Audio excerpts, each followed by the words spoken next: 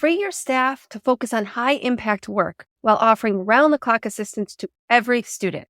With Element 451, you can deploy AI agents that reason, act, and provide support at scale, solving problems, analyzing data, and crafting personalized outreach instantly. These AI agents expand your team's abilities without replacing the human touch, allowing staff to dedicate their time to what matters most. Unlock the future of workforce enablement at element451.com. When they click on an ad, it takes them anywhere between 6 to 12 months to actually apply. So we can actually see like the time they clicked on the ad and the time they apply. That to me indicates when you're trying to market to them, you want to give them as much information as possible because that's what they're seeking.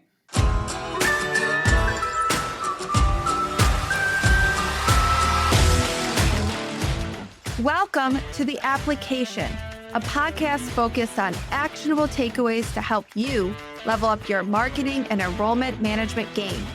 I'm your host, Dr. Allison Tercio, Assistant Vice President of Enrollment and Marketing at Siena College. Join me every Tuesday for discussions with some of the best minds in higher ed marketing and enrollment management. The Application is part of the Enrollify Network, a robust collection of podcasts designed to help higher ed professionals like you grow. Explore our other shows at enrollify.org or check out some of my personal faves linked in the show notes below. Enrollify is made possible by Element 451, the leading AI-powered all-in-one student engagement platform, helping institutions create meaningful, personalized, and engaging interactions with students. Learn more at element451.com.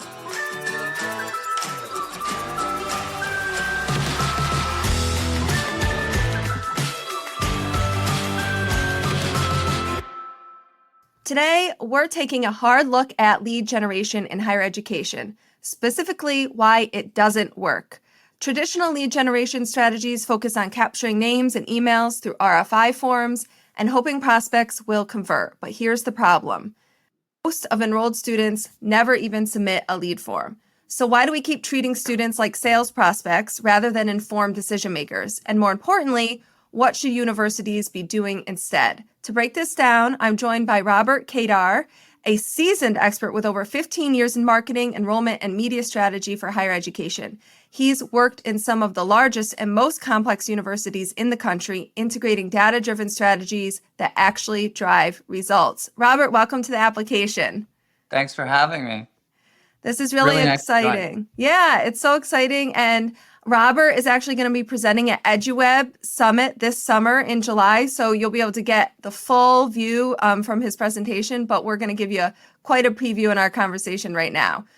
Robert, let's start with a big one, really the question of the day. Why do you think lead generation as we know it just isn't working in higher ed?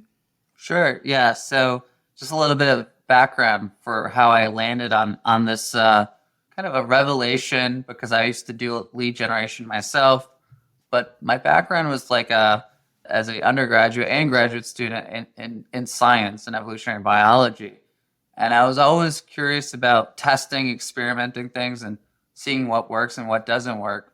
And so when I got into higher ed marketing for the first time, actually marketing in general for the first time, I was just curious, like, because everyone was doing lead generation, I was like, how do we know that this actually works? How do we actually track it all the way through and see that this actually has the effect that we want it to have? And so when I first started my career, I started building these lead generation campaigns, building landing pages and digital advertisements, figuring out how the ad platforms work, how attribution works, how tracking works, all the way trying to track everyone from an ad click to a actual applicant and hopefully actually to a student. And so there's a bunch of technical challenges that we can get into later, but the short answer is that for a long period of time, what I noticed was that when we got all these great leads, or what we thought were great leads, and in terms of huge volume and the amount of quality submissions we got, we would hand those off to our admissions team or the recruitment team to do the follow-up and nurturing of those leads.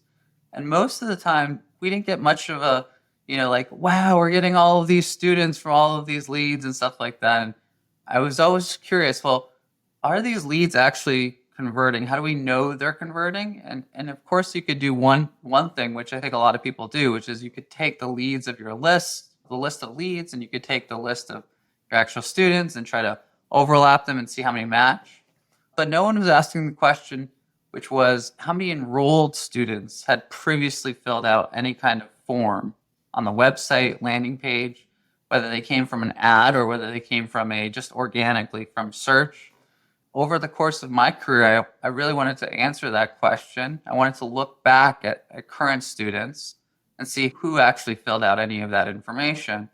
And so when I was able to get a position where I was able to lead both the marketing CRM and the enrollment CRM and combine that data to make sure that we had connections between that information, I was able to look back and say, how many enrolled students submitted form? And it was shocking to me. I only found that, well, let me just say it this way, 90% of students had never previously filled out a form on the website organically or through advertisements. So that's how I know that most students, overwhelming majority of students, are not really interested in lead forms and filling out forms. And that was a shocking revelation, and it's changed the way that I've done marketing. I can totally understand what you're saying, that most, when you look at an actual pool of students that enroll, that most of them never filled out a form.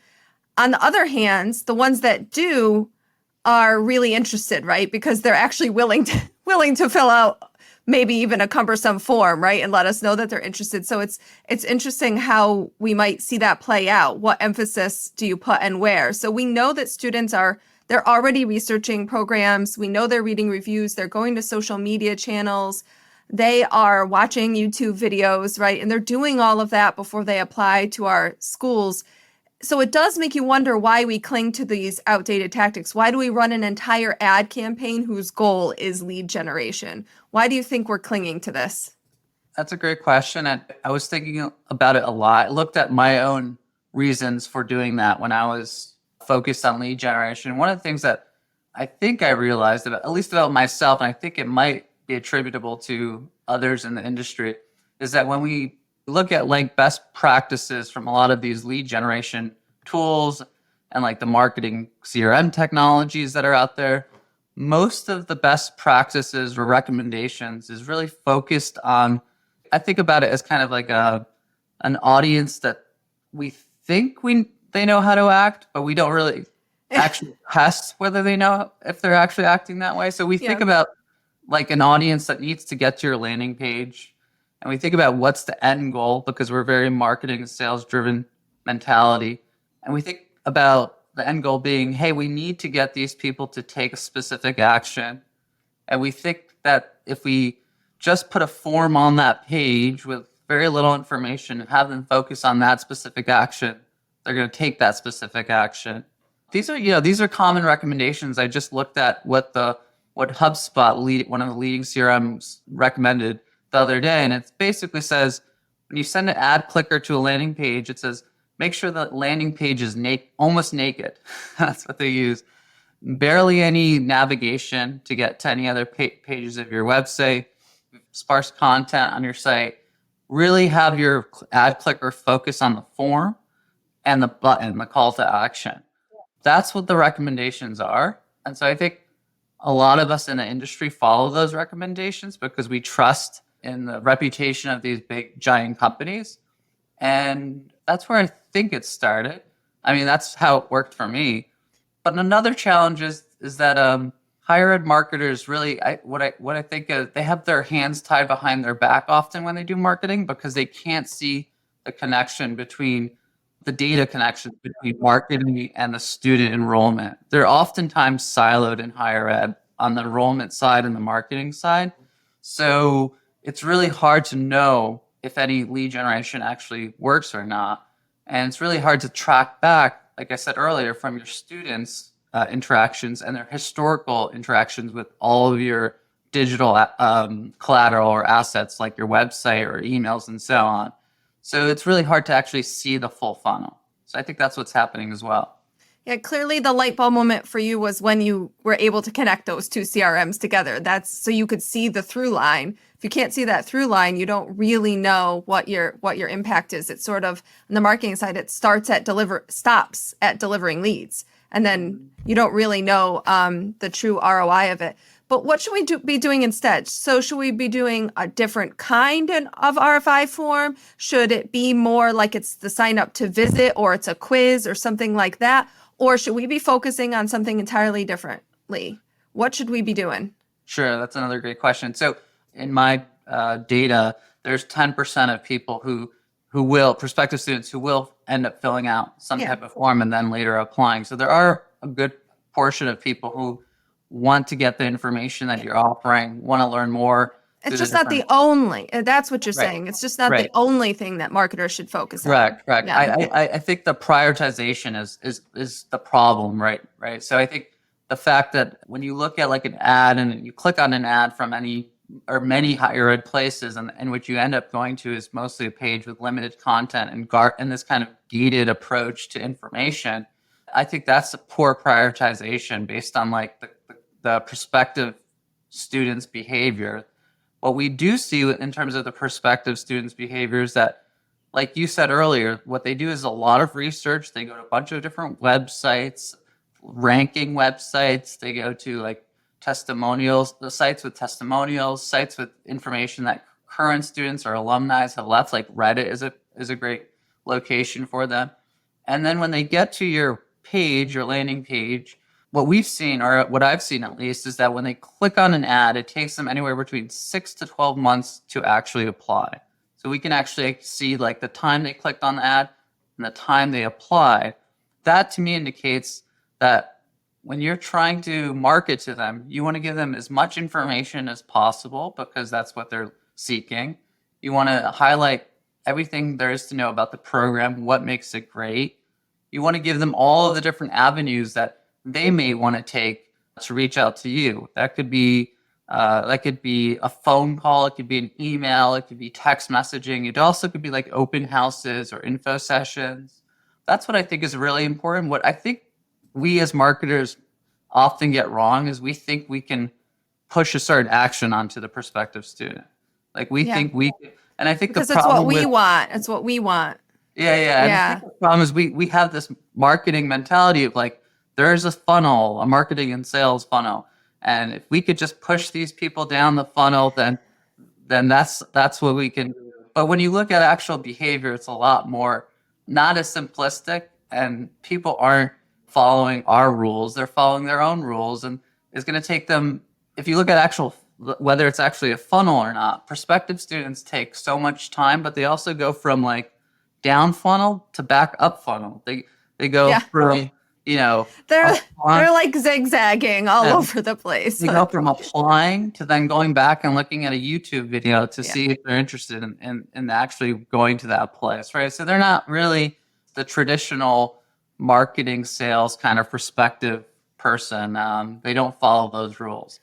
I think the funnel helps us wrap our minds around it in a way, because it's hard to wrap your mind around how the student is actually behaving, right? So we think, okay, let's just get more in at the top here and then improve the conversion rate here, here, and here, and then we're going to get our bottom line.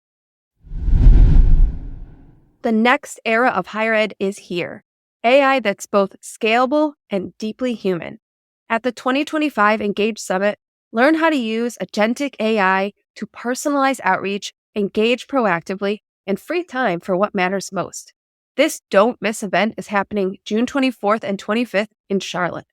Enrollify listeners get $50 off with code Enrollify50. Don't wait. Register at engage.element451.com. So if we're not running campaigns with a goal of lead gen, what is our goal? Are we talking about engagement? Like, how are we being able to track our success? How are we going to figure out what's working? Sure. I think one of the, from my perspective, one of the primary success metrics is, did you get the student to get all the information from your website through emails and other areas that you're marketing, but did they eventually apply? Did you have some kind of influence? And influence is a broad term, but I've set up a system where I can track our marketing CRM interactions with all the prospective students to the enrollment side interactions. So I can actually see an ad click to an application. And really for us, it's really driving up. At the end of the day, it's really, are we driving applications? Because applications are really what the prospective student actually ends up doing if they get great information about what your program is all about, why your university is a great place to come to. So that's one key metrics. But I don't want to say it's the only key metrics. I think that's our primary metrics, but we also want to make sure we're getting in front of the right audiences, they're engaging, they have high click-through rates, cost per click is reasonable, and all of those other things at the top of the funnel are important to measure. But for us, it's really, we're trying to drive people through our marketing to apply. And then we really created that line, that division between marketing and our recruitment team, where the recruitment team does more of the hand holding and really tries to nurture the applicant through the process. It sounds to me like applications is the goal, but also higher quality applications, better informed applications is what, on the marketing side, what you're striving for is making sure that they're getting that depth of information rather than just filling out a form, which leads to a better engaged student at the moment of application. Am I thinking about that right? Yeah, perfect. And what's really interesting about that is that when you don't optimize for leads and you're just optimizing for applications, what we've seen is that the quality of our leads actually improves over time.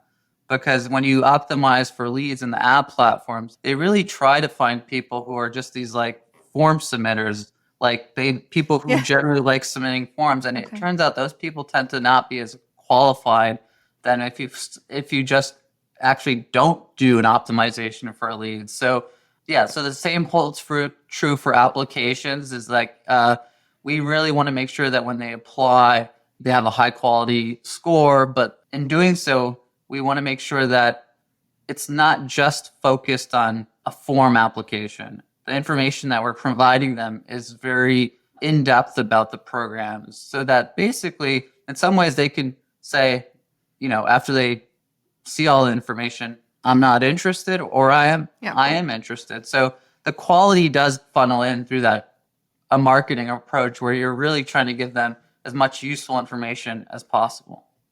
Well, it's funny to me because an application is a lead. It's just happening later than we think in traditional ways, right? Because, application is the most robust RFI form there is, right? Because that's really what an application is. But you're just focusing it on like going deeper into the funnel rather than higher up in the funnel, knowing that the students don't operate in a funnel, but the funnel helps us understand the data. You're just kind of pushing them farther in and strengthening the middle rather than staying so focused on the top. So I can see how that would work and push through to better enrollments.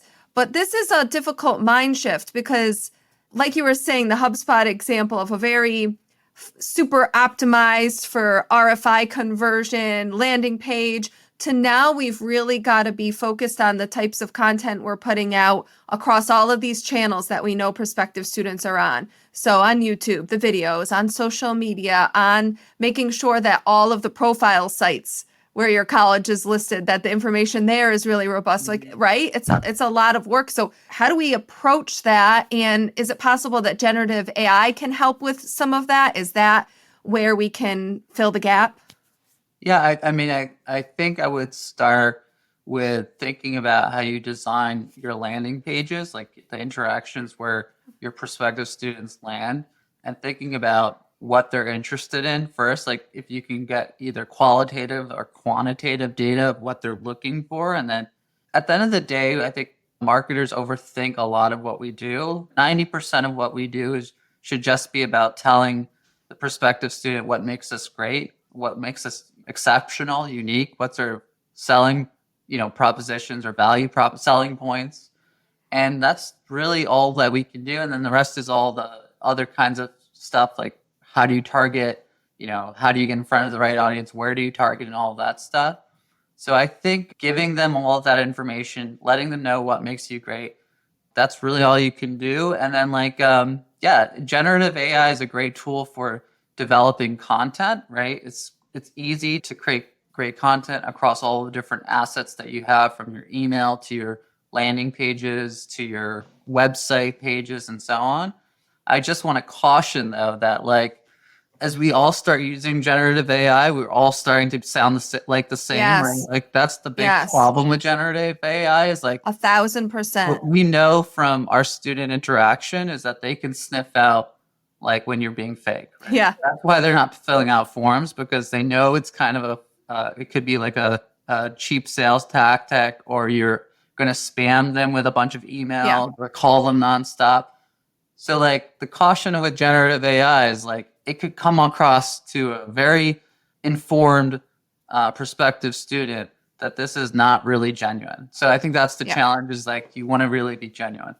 Here's an example that I'm picturing from what you're talking about. We have a landing page now that instead of being almost nothing but a form, there's content that can be tailored to each student, perhaps even a video, right? So what I think AI could help with is if you have a template that you have written for your institution, now where AI can help and create some efficiency is, okay, take this and can you tailor it for a student who's interested in business? And now can you do it for a student interested in science? Now can you do it for a student who's international, right? And sort of, so you're taking what you know to be that unique selling proposition and you're writing with that the correct voice and tone for your institution and with the personality of your institution. It's just helping with the iterations on the different ways that you could sort of personalize and customize the content. How does that sound to you? Yeah, I think that's really good. I mean, the thing about form submissions that I think most prospective students, why they don't fill it out, is because it's not really personalized. Yeah. Like the universities are not spending enough time making sure that when they do fill out a form, the person gets something unique to them, right? A lot of what they do is they fill out the form and they get the general email about the program or the university, or they get a phone call and text messages and stuff like that. It's not really, the value is really not there. So generative AI, if you actually want to produce value, I think there's probably a lot that you can get out of it. Great content, figuring out who the person that you're interacting with, what they're interested in, and then producing content based on that. I agree with you on that. So Robert, I got to send you to Sienna's website after this to check out. It's sort of, we're using Halda, and I would call it, it's an RFI, but it doesn't feel like an RFI to the student. But what's really cool is you're not just asking information, like sort of demographic information about the student. This actually feels to them sort of like a quiz, and you get to understand where they are and what's important to them, which does allow for that really awesome customized follow-up. But before that even happens, at the end screen after they have submitted, they get really custom content from that's AI driven, but it's all based on their answers, right? So now I don't have to go look all over the website for the thing I'm trying to learn about. It actually gets served right to me. So I think there's ways to be doing RFI in a better way, but then also making sure that we're not, like you said, prioritizing it as the end all be all of our marketing efforts.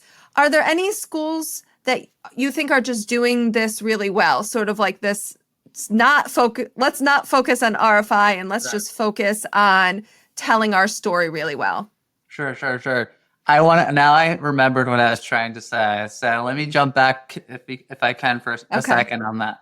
So on the prospective student information and personalization, there are some general things that all students are looking for. That's something we actually know from research from surveys and qualitative stuff from other things. And so what I've done at my university is figure out the buckets of information that prospective students are looking for. And it tends to be similar for undergraduate and graduate, although there's good differences. Yeah. But the buckets of information we see from survey research, when you ask students and their parents, why they choose certain programs and universities, is basically like this. There's four main buckets. One is location. How far is it from me? Where's it located? Where's the university located? It could be online too. What's interesting about location is like when you look at online universities and you ask the question like, what percentage of online universities have students coming actually in from like local areas versus out of state? Like if you take any college, it's like 80% of students are local to the online universities. It's regional. Yeah. We have a local brain. We can't break through, it seems like going to a university online in like California from the East Coast or vice versa. So it's interesting. It's funny. The second thing is affordability. Is there scholarships available? The third thing is reputation. Like, what's the reputation of you? It could be ranking. It could be faculty excellence. It could be things like alumni. Who are the alumni? Where are they? And the fourth thing is outcome, which is if I'm going to pay all this money and spend all this time in a university, what's the likelihood that I get the kind of profession that I want? Better be worth it. Yeah, is it worth it? Better be worth it. Yep. And then actually there's another one that we don't see on the surveys as much, but we know from the digital interactions from prospective students is what I call experience, which is like, you can see that when you go to your YouTube channel and you see all of the videos. I've done this at CUNY, which has a YouTube channel since the beginning of time. It has like hundreds, maybe tens of millions of views.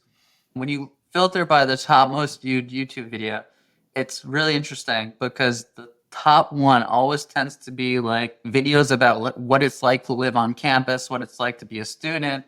These are like the things that we do when we look for like go on vacation or when we look at a restaurant. We're like, where is that located? What's the street view on Google Maps look like or something like that? So prospective students care about that. So in terms of generative AI, if you think about focusing on those main areas of content or information that you want to give to prospective students, I think it actually could deliver a lot of value if you train the AI to think like a prospective student, right? Yeah, so you can actually use the AI to make the content feel really human and feel really centered on the student if you're doing it right. Robert, before we wrap up, what's one key takeaway you'd want listeners to remember about this idea of RFI? It's not working. Well, I think just try your best to figure out, like, from your student data, like if you could look back at your existing students and figure out how many of those people actually filled out a RFI form.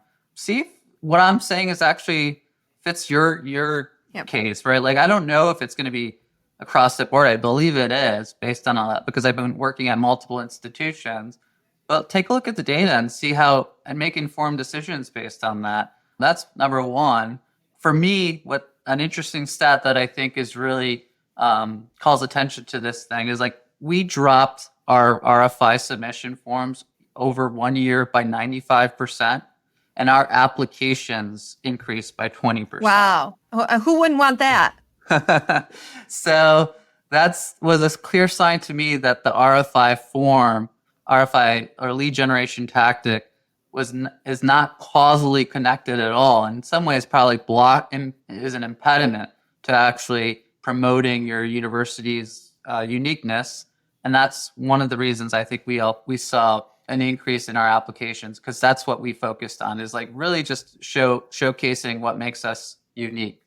Robert, I'm with you. I do think that this probably pans out to be true for most institutions. When you look at all of the places enrollments can be sourced from, if you go all the way up to First Source, there's all different ones, right? So there's a place, of course, for lead gen and for RFI forms, but it's not leading to 90% of your enrollment, but we're focusing 90% of our marketing effort on it. That's your point. And dollars. Yes, and our dollars. Yes. So really it's looking at all of those places where students can be kind of coming into interest for you and where we should be focusing instead of prioritizing just sort of that one thing as our goal as marketers. So I'm totally with you. This has been such a powerful conversation. Thanks so much for breaking down why lead gen isn't our only answer and what we can be doing instead.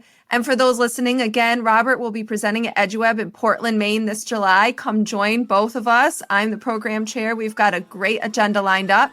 And if you found today's episode insightful, don't forget to subscribe, leave a review, and share this with your team. Thanks for listening to The Application. See you next time. Thanks, Allison.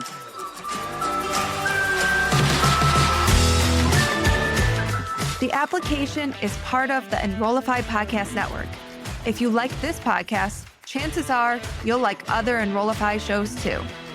Our podcast network is growing by the month, and we've got a plethora of marketing, enrollment, and higher ed tech shows that are jam-packed with stories, ideas, and frameworks, all designed to empower you to be a better higher ed professional. Our shows help higher ed marketers and admissions professionals find their next big idea, and they feature a selection of the industry's best as your hosts. Learn from Jamie Hunt, Seth Odell, Day Kibbles, Jeremy Tiers, and so many other of your favorite higher ed leaders. Enrollify is made possible by Element 451, the leading AI-powered all-in-one student engagement platform, helping institutions create meaningful, personalized, and engaging interactions with students. Learn more at element451.com.